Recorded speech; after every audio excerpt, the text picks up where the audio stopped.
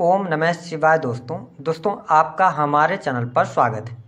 आज के इस कार्यक्रम में हम आपको जानकारी देने वाले हैं मीन लग्न या मीन राशि वालों के लिए नवंबर 2023 से लेकर मई 2024 तक इनका प्रेम और वैवाहिक जीवन कैसा रहेगा।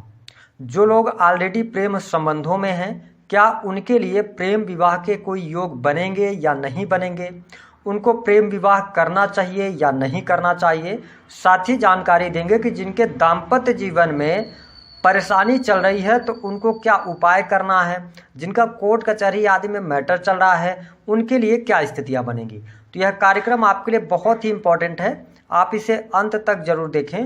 और यदि आप चैनल पर पहली बार आए तो चैनल को सब्सक्राइब कर लीजिएगा, नोटिफिकेशन बेल को ऑन कर लीजिएगा। वीडियो पसंद आए तो लाइक और शेयर जरूर कीजिएगा। देखिए, हमने जो मुख्य 4 बड़े ग्रह हैं जिसमें से कि शनिदेव, राहु, केतु और गुरु को मानक माना है। इसमें अगर देखा जाए तो गुरुदेव बृहस्पति 1 मई 2024 तक आपके द्वितीय भाव में गोचर करेंगे। साथ ही नवंबर से लेकर और अगले 18 महीने तक राहु देव आपके लगन में गोचर करेंगे। वही केतु सप्तम भाव के अंदर आएंगे। शनिदेव आपकी राशि से 12th हाउस के अंदर वक्रीगत अवस्था में गोचर करेंगी। हालांकि ये 4 नवंबर को मार्गी होंगे और वही बृहस्पति देव 31 दिसंबर को मार्गी हो जाएंगे। ठीक है, तो अब बड़े ध्यान से इस चीज़ को आपको समझना है कि आपके लिए क्या प्रेम विवाह के कोई योग बनेंगे, आप रिलेशनशिप में हैं तो क्या स्थितियां बनेंगी। देखिए, मीन लग्न और मीन राशि वालों के अगर हम प्रेम की बात करें तो नवंबर और जो दिसंबर का महीना होगा प्रेम संबंधों के लिए आपके लिए अनुकूल रहेगा। यहाँ पर किसी भी प्रकार की समस्या दिखाई नहीं देती है।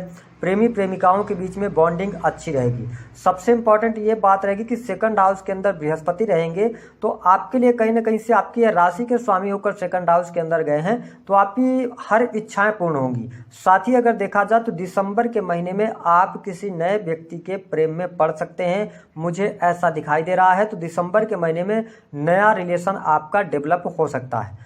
जो मीन लग्न या मीन राशि वाले जातक काफ़ी लंबे समय से रिलेशन में चल रहे थे उनके लिए थोड़ा सा निगेटिव स्थितियां बनेगी।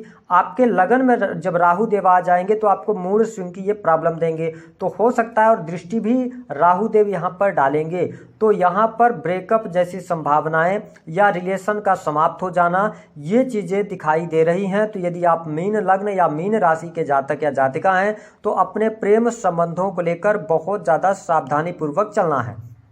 देखिए, लगन के अंदर जब राहु आता है तो व्यक्ति का जो नेचर होता है बहुत ज़्यादा डोमिनेटिंग हो जाता है। साथ ही लगन से राहु देव की जो पंचम दृष्टि होगी ये आपके पंचम भाव पर पड़ेगी। जब भी राहु की दृष्टि कर्क राशि पर पड़ती है तो उस भाव से रिलेटेड चीज़ों में ये प्रॉब्लम क्रिएट कर देते हैं। तो आपको ये समझना है कि अगर आप प्रेम संबंधों के अंदर हैं तो आपके रिलेशन टूट सकते हैं, 3rd पर्सन का इन्वॉल्वमेंट आ सकता है। ये मई 2024 तक ज़्यादा आपको देखने को मिलेगा। हालांकि अगर हम देखें तो प्रेम संबंधों में अगर आप प्रेम विवाह की तरफ जाना चाहते हैं तो विवाह के अभी कोई योग ही नहीं बनते आपके लिए मई 2024 तक। मई 2024 से आपके लिए विवाह के योग बनेंगे जहां से आप प्रेम विवाह की तरफ आगे बढ़ सकते हैं। तो आपको क्लियर हम कर दें कि यदि आप रिलेशनशिप के अंदर हैं, 4-5 वर्षों से रिलेशन में हैं, तो अपने और अपने पार्टनर के बीच में कोई भी बातें आप रहस्यों को छुपाने का प्रयास न करें। साथ ही यदि आप चरित्र पर अपने ध्यान रखते हैं तो बहुत ज़्यादा निगेटिव स्थिति नहीं होगी। लेकिन अगर राहु का प्रभाव आया है तो आप अगर कोई भी अपने पार्टनर को चीट करेंगे तो ये कहीं ना कहीं से आपके लिए प्रॉब्लमेटिक हो जाएगी और पार्टनर के आपको पता चल जाएगा। तो यहाँ पर मैं बहुत अच्छा प्रेम संबंध आपके लिए आने वाले टाइम पर नहीं देख रहा हूँ। हालांकि गोचर के आधार पर कुछ परिस्थितियाँ आपके लिए अच्छी रहेंगी लेकिन ओवरऑल अच्छा नहीं है। हम बात कर लेते हैं आपके लिए दाम्पत्य जीवन के लिए समय कैसा रहेगा। देखिए, सप्तम भाव के अंदर कौन आ जाएंगे, सप्तम भाव के अंदर आ जाएंगे केतु देव। और जब भी कोई भी प्लैनेट सप्तम भाव के अंदर आता है, विशेष तौर पर केतु, राहु, शनि, तो ये मैरिज लाइफ में प्रॉब्लम क्रिएट करते हैं। तो मीन लग्न या मीन राशि वालों के लिए नवंबर 2023 से लेकर मई 2024 तक अपने दाम्पत्य जीवन में ध्यान रखना होगा।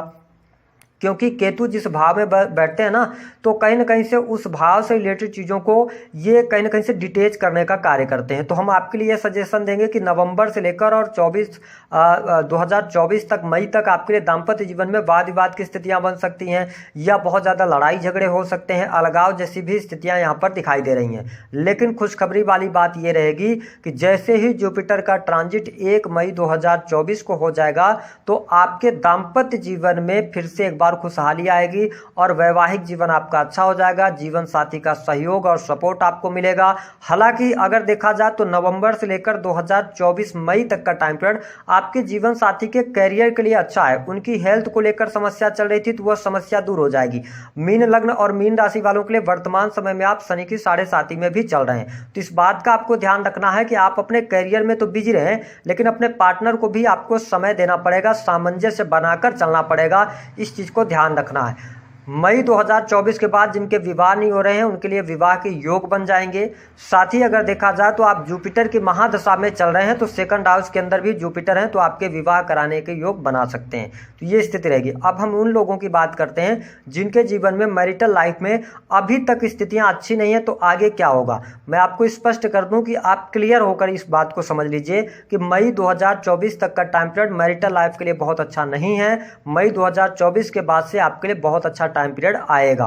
दूसरी स्थिति कि जिनका कोर्ट कचहरी आदि में मामला चल रहा है उनके लिए क्या परिस्थितियां रहेंगी। देखिए, कोर्ट कचहरी आदि के मामलों के लिए जो टाइम पीरियड है ये आपके लिए नवंबर से लेकर और मई 2024 तक का अच्छा है। यहाँ पर आपको कोर्ट कचहरी के मामलों से मुक्ति मिल सकती है, ये मुझे दिखाई दे रहा है ना। अब हम बात कर लेते हैं कि आपके लिए उपाय क्या करना है कि यदि आपके वैवाहिक जीवन में दिक्कत आ रही है।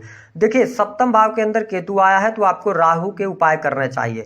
राहु के उपाय के लिए सबसे अच्छा ये रहेगा कि आप अभी शनि की 7.5 में भी चल रहे हैं, भगवान शिव की आप आराधना करें। इससे आपका चंद्रमा भी मजबूत होगा, जिससे कि आपका मन अच्छा रहेगा। जब मन अच्छा होगा तो सब कुछ अच्छा होगा। साथ ही राहु को की भी शांति होगी और शनि का जो प्रभाव है नेगेटिव, वह भी आपके जीवन में ठीक ठाक देखने को मिलेगा।